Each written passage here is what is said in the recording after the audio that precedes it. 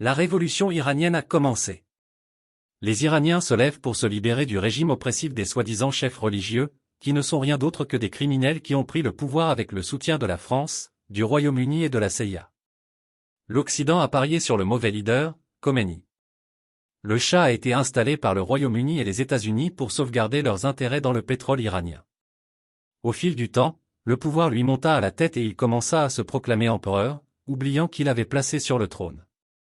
Le Royaume-Uni, les États-Unis et la France ont finalement orchestré sa chute.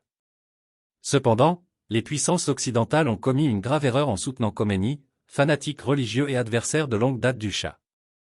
Leurs espoirs de contrats lucratifs sous Khomeini se sont rapidement évaporés lorsqu'il a pris le pouvoir et a entamé un règne d'oppression, de torture et de meurtre.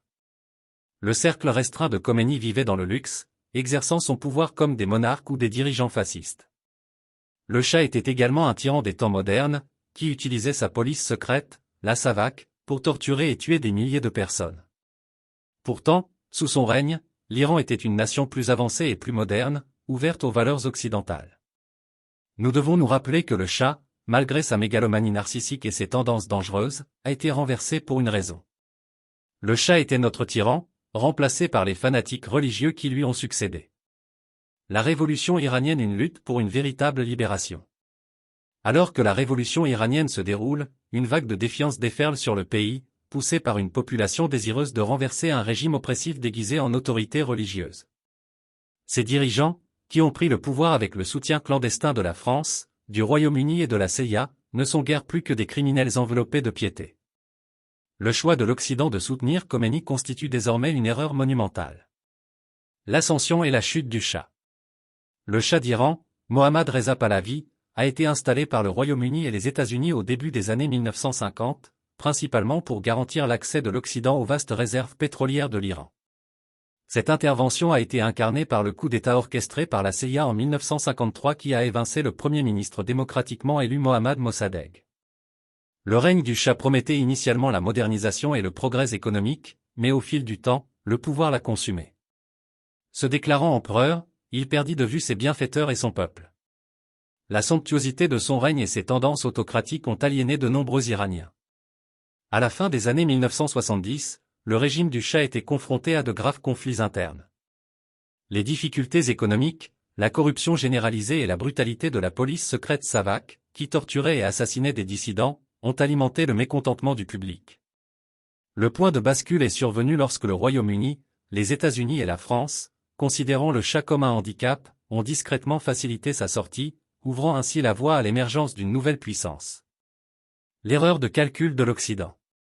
Entrait l'ayatollah Ruhollah Khomeini, un fervent religieux et adversaire de longue date du Shah. Initialement, les puissances occidentales considéraient Khomeini comme une force stabilisatrice potentielle capable de protéger leurs intérêts. Ils n'ont pas réussi à saisir la profondeur de son idéologie anti-occidentale et ont sous-estimé son attrait pour les masses iraniennes, désespérées de changement. L'arrivée au pouvoir de Khomeini en 1979 a rapidement brisé les illusions occidentales. Loin d'être un dirigeant souple, il a établi un régime théocratique qui s'est révélé encore plus répressif et hostile. Les espoirs de contrats lucratifs et d'un gouvernement coopératif se sont évaporés lorsque le régime de Khomeini a commencé à réprimer brutalement la dissidence. Les exécutions, la torture et la répression des opposants politiques sont devenues la nouvelle norme.